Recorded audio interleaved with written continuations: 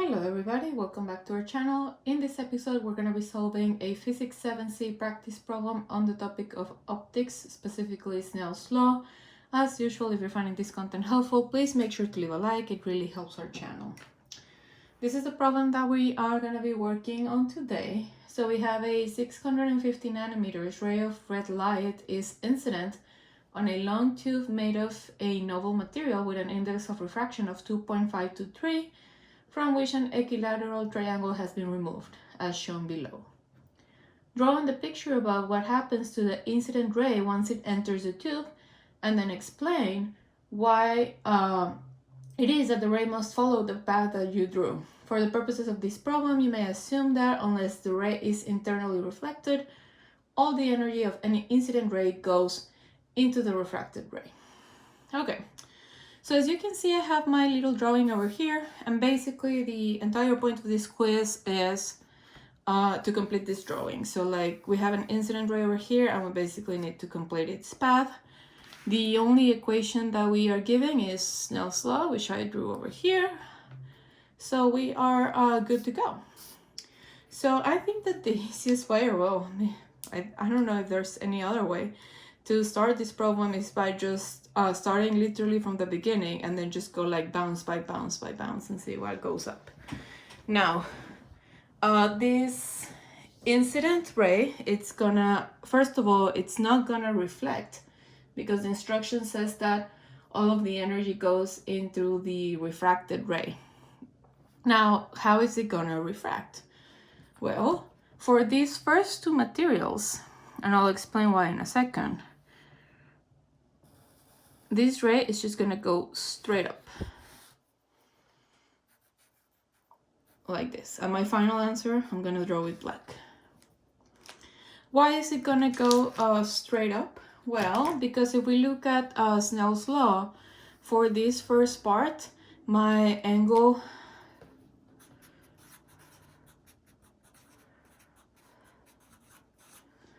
for the first two interfaces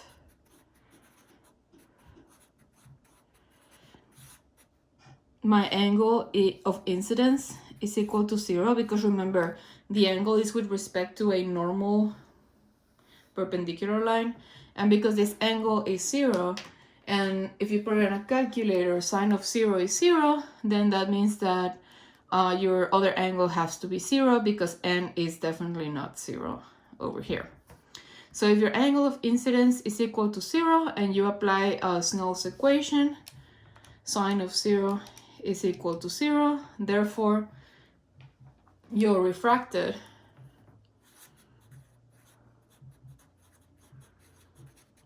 is equal to 0 as well. So those first two interfaces, this interface and then coming into towards this equilateral triangle, are pretty easy because it's just 0 degrees. Now obviously this is not 0 degrees, and this ray is gonna, it's gonna go either like this way or maybe this way, we don't know. What we do know is that, as usual, it's always very, very helpful to draw a line that is perpendicular to the surface, because that's how we define our angles, like this. And we're gonna have our incident over here, and we are also gonna have our refracted ray. We're also gonna have a refracted ray, but we still don't know what it's gonna be. We know that the refracted ray is gonna come up like somewhere over here because of the way it works. You take it from this side and then you go towards this side, but I still don't know what the angle is gonna be. I need to figure out, first of all, what is this angle? So that I can use Snell's law, since I already have my two ends, to figure out the other angle. Now, how are we gonna do this? Well, we need to use the fact that this triangle, and let me just zoom in a little bit since we're not using the rest of the page for this. this triangle is equilateral. Now that means, because all of the angles have to add up to 180, that these triangles are equal to 60 degrees. So we have 60, 60, 60 over here. Now let's just draw. Now we know that the ray is gonna bounce something like this, so without knowing the angle, I'm just gonna draw a hypothetical ray over here, and then I'll figure out what the angle is. And we know that this is 60 degrees over here, and also that this is 60 degrees over here.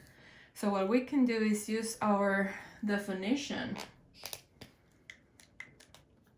of complementary triangles.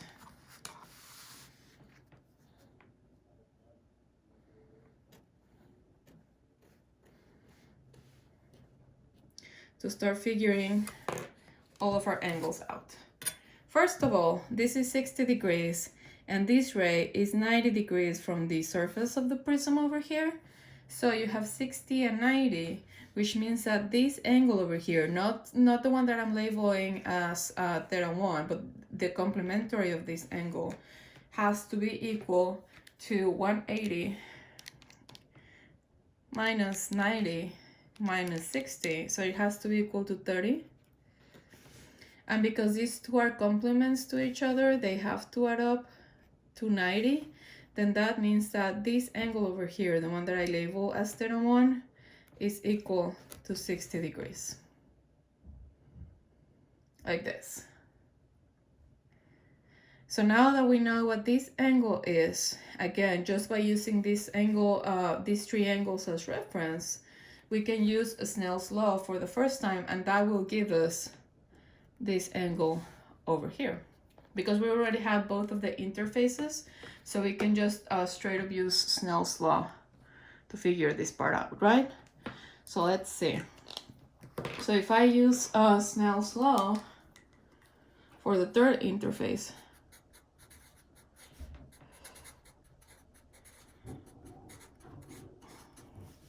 then my N1 is equal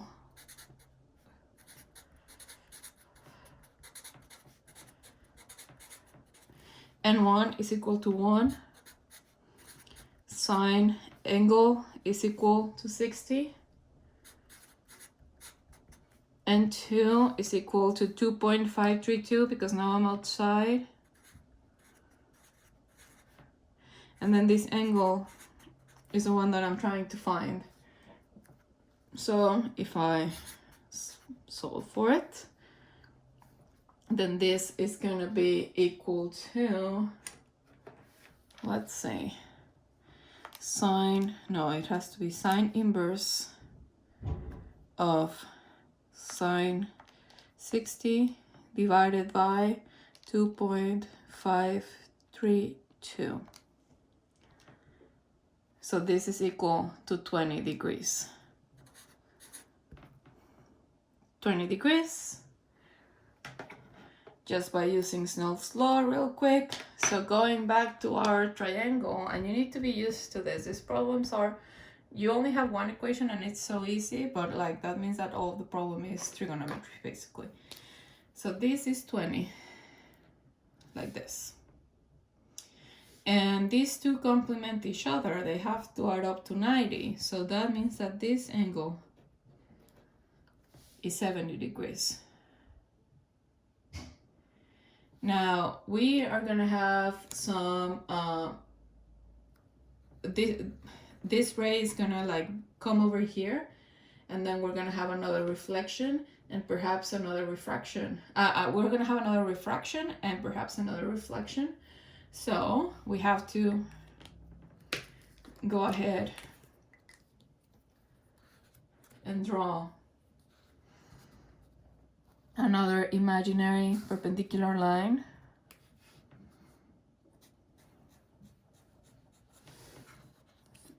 Like this. And my incoming ray is gonna be this one. So now I have to find this angle over here because this is gonna be the next incident angle, right? Now, how am I gonna do this? Well, if I use this triangle that make up the imaginary lines with this ray, it's gonna be very hard. Because I do know this angle, but I don't really know this one, and I also don't really know this one. So if you figure out a way, then cool. But I think that what I'm gonna do is, because we have this straight line over here, and these two are 60s. If you remember your angle complements, you'll remember that this angle over here has to be equal to this angle over here. And this angle over here as well. I think it's easier to see perhaps if you look at it with, if you compare it to this angle over here. So if you draw it big and you draw your line and then you remember your complements rule, then you'll see that because this is 60, then this has to be 60 degrees as well. And again, as I've said, you know, on all of these problems, when it comes to trigonometry, there are more ways of figuring this out. But this is, you know, I can only do it once, and this is how I would personally do it. Because now that we have 60 and 70, we could figure out the complement.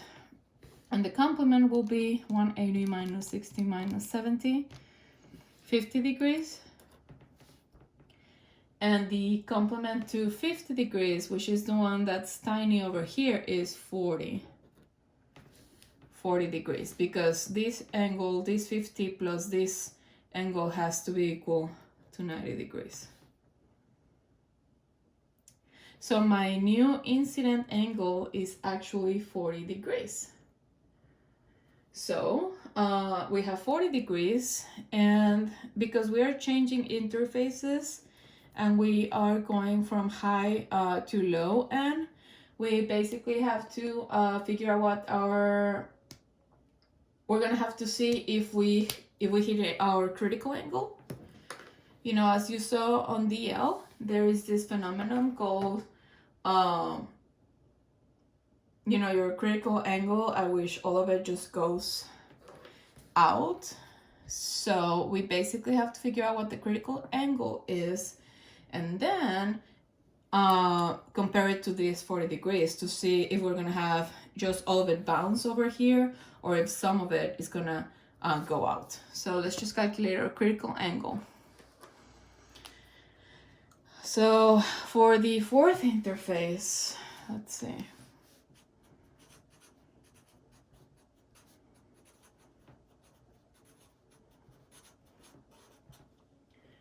Our critical angle, and the way that you calculate it is by using 90 degrees.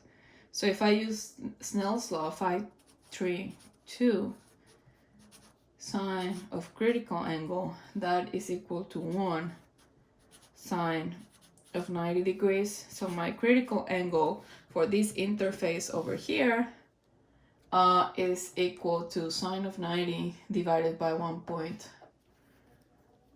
Okay, let's see. So sine inverse of sine of 90 divided by 2.532, 23.26. Now, as we can see, our critical angle is actually less than our incoming or our incident angle.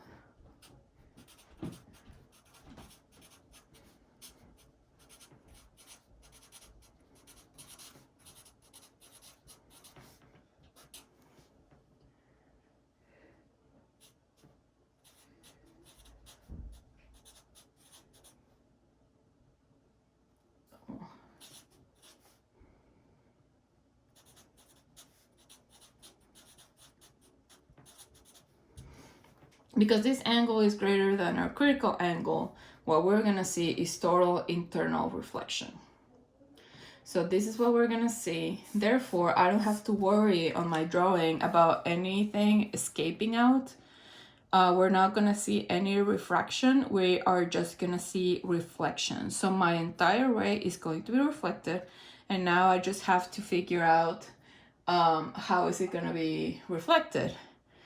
Now, in terms of reflection, at least to me, is easier than refraction, because whenever you have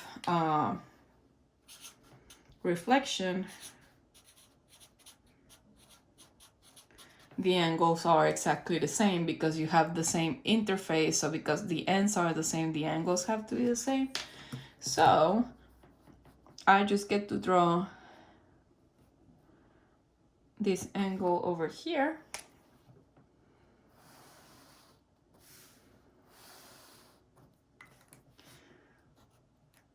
So the ray is gonna ink this way, and this angle is 40 degrees over here. This angle is 40 degrees over here. And now this is gonna be another, you know, we have to make for every bounce, we have to start over. Well, I mean, sort of start over, but just like redraw our lines over here. Okay, so how do we find this angle over here? Well, this one is actually going to be pretty easy because this 40 has a complement over here of 50. So 50, 40, 40, 50. This one is 90 degrees.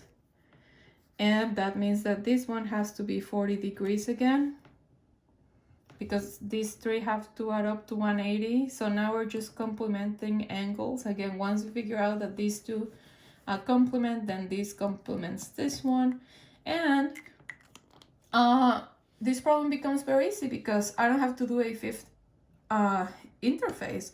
I already know that given these conditions, this is going to be my total internal reflection condition. I already know that my angle is greater.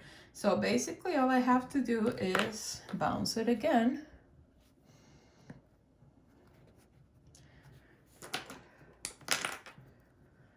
Like this. And then again.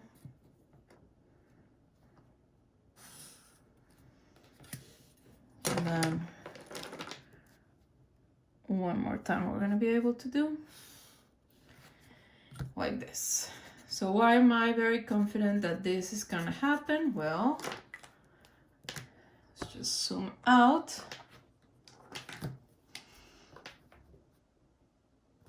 Because we already did it once, but I'm just gonna put all my angles here. This process of the fourth interface is basically gonna repeat over and over again. This is 40, it all reflects. So this is 40, this is 90, this is 50, which means that this is 40, which means that this is gonna be 40, which means that this guy over here is 50, which means that this one's 40, and then it reflects, so this one is 40, and so on and so forth. So basically this completes our picture, and once we are done with this tricky part over here, then it's just gonna bounce with 40 degrees each time. Again, we don't have anything going out because we have total internal reflection. So it was actually very important to check this out, because if this hadn't been the case, then some of it would go out every time, and we'll have to figure out, you know, how does it go out over here, how does it go out over here, and so on. But that wasn't the case for this particular quiz. And this is the end of our problem. So if you guys have any questions, definitely let me know on the comments. Just one quick thing, when it comes to trigonometry problems, there are more than one ways to figure out an angle. So if you guys had another way of figuring out the angle and you still got it, then that's perfect. I am not claiming that this is the only way to solve this triangle. I've seen students, you know, go crazy on it and figure it out, and it's great. I mean, so long as it works, it's great. So don't let yourself be tricked into thinking like, oh, I thought maybe I could do it some other way, but clearly that wasn't going to work. I don't know if it was going to work. There's more than one way to solve this.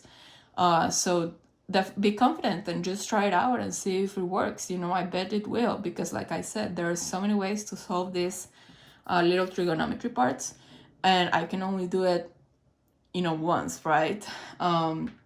So be confident and try it out and see if it works. That's my recommendation. I'll see you guys on the next video.